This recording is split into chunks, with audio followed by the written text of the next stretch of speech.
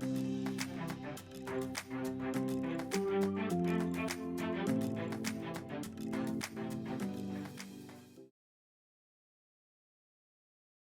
right, welcome, y'all. I'm Ilise Benun of marketing-mentor.com. Welcome to the June office hours for the Simplest Marketing Plan. So we're talking about strategic networking, which I'll define. Strategic networking is knowing exactly who your people are and going out and finding them and building relationships with them and making business friends.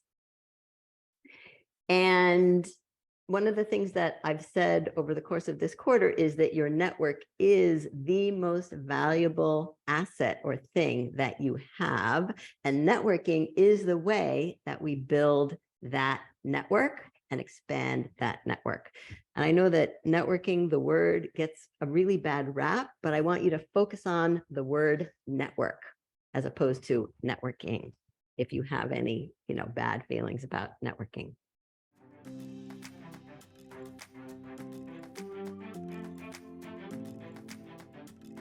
I really like to talk about my dog, so I thought I would share first a picture of Fanny at one of her networking events.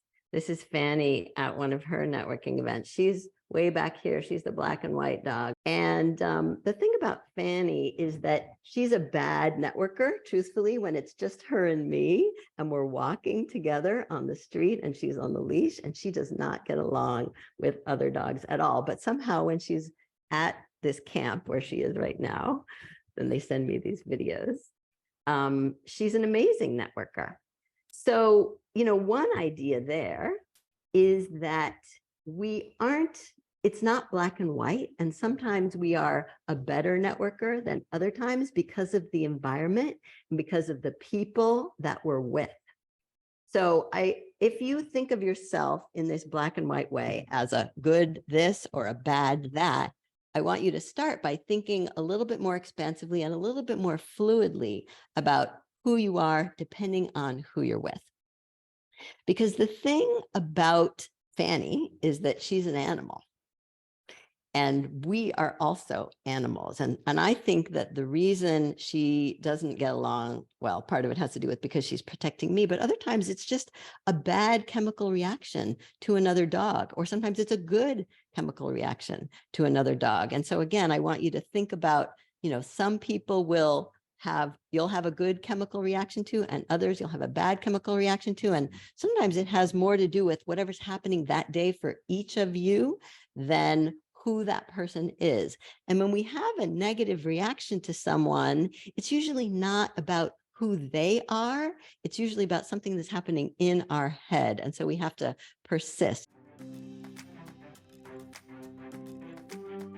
So the first thing in networking, and Terry Trespicio said this when we did a LinkedIn Live recently, she said, trust first, right? Go in with trust.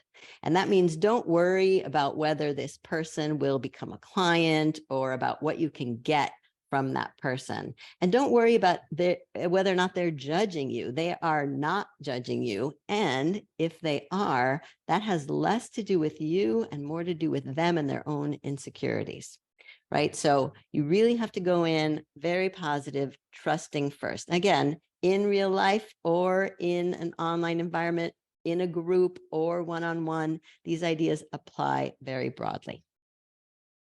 So you're going to trust first, and then your job is to connect, right? You are looking for people who bring out the best in you. That's what I'm looking for when I go networking. I'm looking for the people who bring out the best in me. I want to share another paradox because I'm a big fan of paradoxes. And this is a new one that I've come up with lately.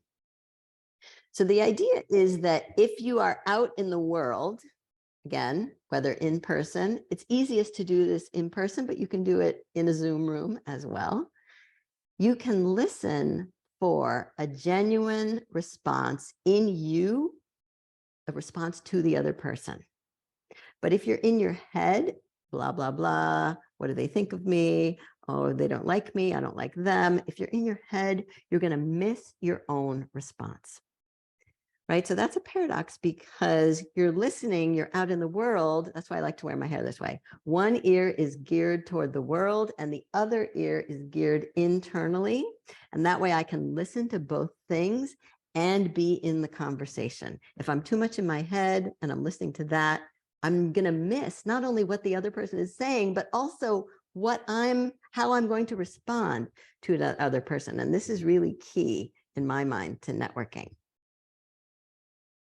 So what that means is, as I said before, you need to trust first that you're going to hear something in what they say that you can respond to, that you will have a genuine response. It could be an association. It could be an anecdote that comes to your mind. It could be a question about what they say, right? But you have to trust that you're going to have a response.